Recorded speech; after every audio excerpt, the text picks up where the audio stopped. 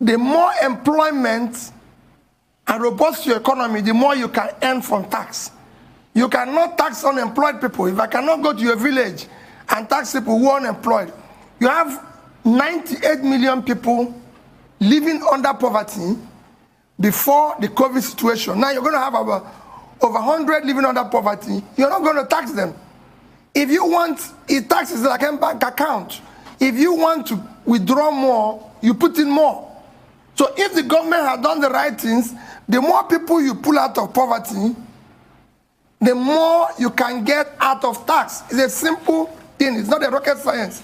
In fact, people are being overtaxed in Nigeria because that's why MSMEs are collapsing, because there's not a lot of them. What you need to do is to create a great environment where there will be so many businesses employing people, support the engine of growth in any economy.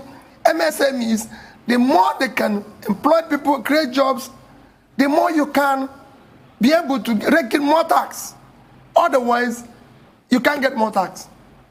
So I told you I will be comparing Peter Obi and Tinubu in many areas. So today, I'll be looking at their ideology when it comes to taxation. Now, you have listened to Peter Obi. You have understood his ideology when it comes to taxation. Peter Obi believes that before you begin to tax a people, you have to empower them.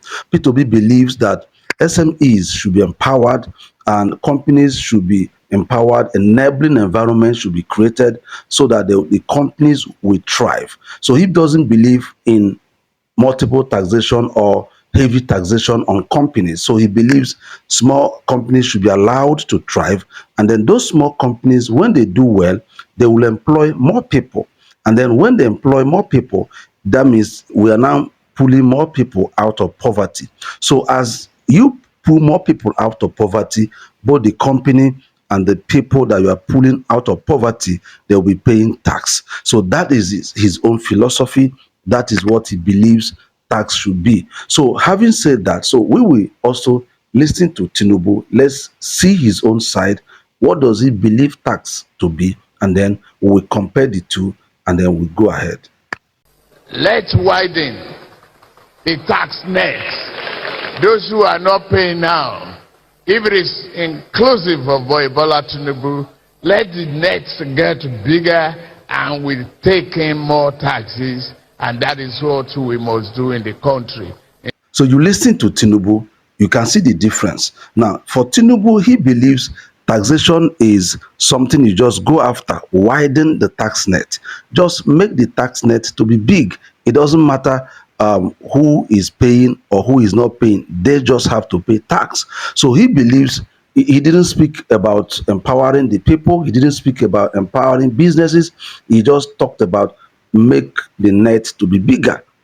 And he said that is what the government will do, even though that was before he became president. But of course, that shows you his mindset. So you can see the two of them. Peter Obi believes empower the companies, make the companies to work well, let the companies be better, let them employ more people. And as they're doing that, they are pulling people out of poverty. Both the company and the people will eventually pay tax. Then Tinubu believes whether you are poor, whether you are rich, whether your company is doing well or they're not doing well, you just pay your tax. And this can explain why many companies are leaving Nigeria, because he actually implemented his strategy. We all know how many companies that left Nigeria, and you can see it is as a result of his mindset. He doesn't care about SMEs. He doesn't care about pulling people out of poverty. For him, pulling people out of poverty is sharing rice and gari and beans, and that is what you see them share. So you can see two of them. I know the next thing people want to ask is, okay, normally people want to ask, Peter Obi was governor, so what did he do? Okay, so I won't explain much.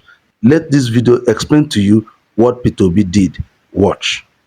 What you are seeing in Anambra State, which is the spring up of many industries, is as a result of a government enabling environment which they provided. The government is industrial friendly. This industrial friendliness is what you see when you look around the Harbour industrial layout with the kind of infrastructure the government has put on ground. This industrial friendliness is also seen in government policy in tackling what we call multiple taxation. So now that you have listened to him, let me also tell you another thing that happened. Now, when Peter Obi empowered those companies began to do well and began to employ more people. Of course, they began to pull more people out of poverty. Let me show you the result. Now, the National Coordinator of National Poverty Eradication Program, they rated Anambra State as a state with the lowest poverty rate in Nigeria. The leader of that organization, as at that time, was Magnus Akol. So you can see what happened. So not only did Peter Obi believe in that, he implemented that in Anambra State, and the result showed there was massive influx of companies to Anambra State. So as those companies entered Anambra, Anambra began to employ more people. Those companies began to employ more people. So as they employed more people, they began to pull people out of poverty. Of course, those companies and even those individuals pay tax. And guess the result? The result speaks, and you can see, you can read them up. So, and that is why we encourage people to stand by Peter Obi. Let's see what we can do. Let's see how we can work very hard to see that we can enthrone him to be our president, so that he can bring this type of leadership, this type of governance to Nigeria, so that Nigeria can become a great nation again. That is why we keep saying, so that we can see a new Nigeria that we are looking for. And please, if you are finding any value from this video, kindly subscribe, share, and comment. But remember again, a new Nigeria is possible. Yes, like I say, it's not going to be easy. But guess what? A new Nigeria is possible. God bless you.